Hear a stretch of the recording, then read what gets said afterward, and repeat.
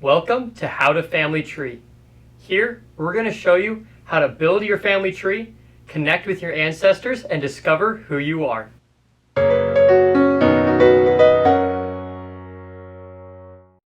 Welcome back to How to Family Tree. My name is Elder McNatt, and in today's episode, we're going to show you how to navigate around the family tree. There are 4 different ways to view the family tree, the default being landscape, which looks like this. Today we'll be looking at Mary McGee's line. If you click on her name, you'll see this box pop up. This is a summary box, which has brief information about her life. To look at more generations, click on these arrows to expand to the right, and you can see 2 additional generations at a time. As we continue to expand the tree, you'll notice several little icons. These icons indicate potential research helps. The blue ones are record hints, which are potential source matches. The purple icons are research suggestions, which can help guide and direct your research. And the red icons are data problems. And a data problem is some information in a person's profile that doesn't add up, such as having a death date before a major life event. To customize what is seen on the family tree, click on the Options button. Here you can choose what things are viewed on the tree. You can toggle on or off those research helps that we talked about, as well as people's portraits and marriage information. Here you can also choose to invert the colors of the family tree, and you can print off their information. If you'd like to see someone else's tree, click on their name, and in the summary box, click on Tree, and it'll show the family tree with them at the center. Click here to view a list of all of their children. If an individual has had more than one spouse in their life, you can click here to see a list of all their spouses. As well, if a child has had more than one set of parents, you can click here and see both sets of parents. Now that we've gone to the right to look at the individual's ancestors, let's go the opposite direction, to the left, to look at their descendants. Just like with the ancestors, to view more generations, click on the little arrows. For the descendants, you will only be able to see one generation at a time. You'll notice some of these people are highlighted. Those highlighted people are the descendants of the individual in the center. The non-highlighted people are the spouses of those children.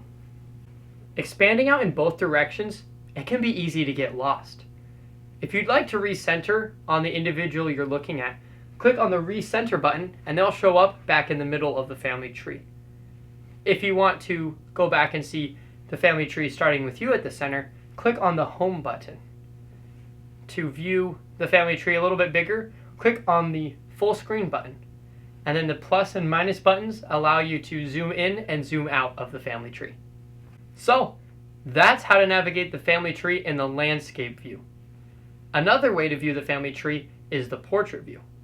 To switch views, go up and click on this box, and in the drop-down menu, click on Portrait View. And this is what it looks like. Portrait view is essentially the same concept as landscape view, except just going upwards in direction. The only major difference is that marriage info does not show up on the family tree.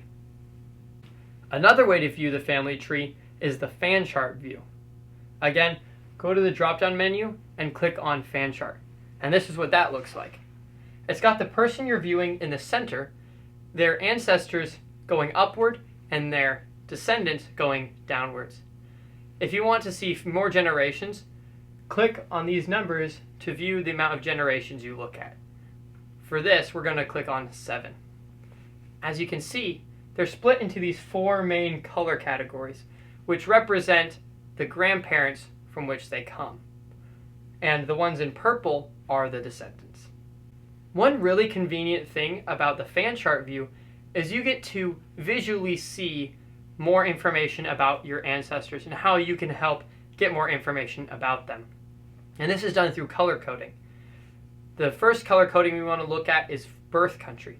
So from this menu, click on birth country, and this is what that looks like. As you can see, there's a list here of all of the birth countries that your ancestors come from. If you'd like to see more clearly who's from what country, click on the name of the country and it'll highlight who's from what country. The next color code is sources. Sources shows you how many sources each individual person has. And same thing with stories and photos. It shows you how many stories and photos each of your ancestors has through their color coding. The next color code is research helps.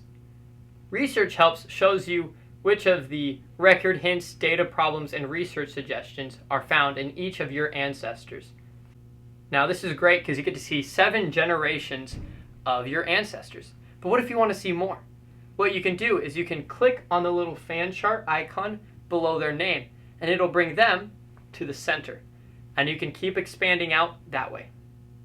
Below the individual is their spouse and a list of their children. If an individual has more than 5 children, you can click on this arrow to cycle between all of them. As well, if an individual has more than one spouse, you can click on this arrow and you can see their other spouses. Just like we expanded outward with our ancestors, you can do the same thing with the descendants. Just click on the fan chart icon and you can view the fan chart with that individual at the center. The last way to view the family tree is the descendancy view. And this is what that looks like. If you click on 1 generation, you'll see the individual. If you click on 2 generations, you'll see the individual and all of his children. And with 3 generations, you'll see him, his children, and all of his grandchildren.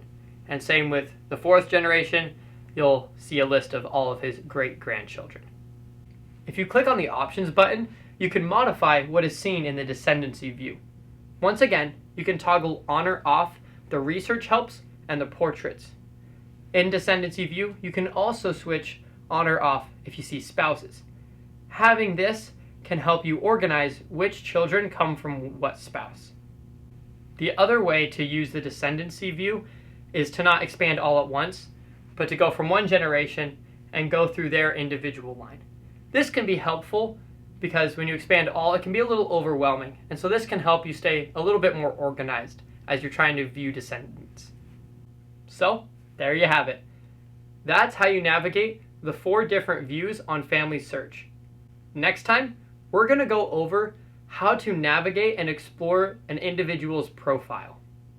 As always, if you get stuck on any step along the way, reach out to us on our Facebook page, and that link can be found in the description of the video. And there, you can work one-on-one with a missionary like me. Before you leave, make sure to subscribe so you can receive notifications for our weekly content. Thank you so much, and we'll see you next week.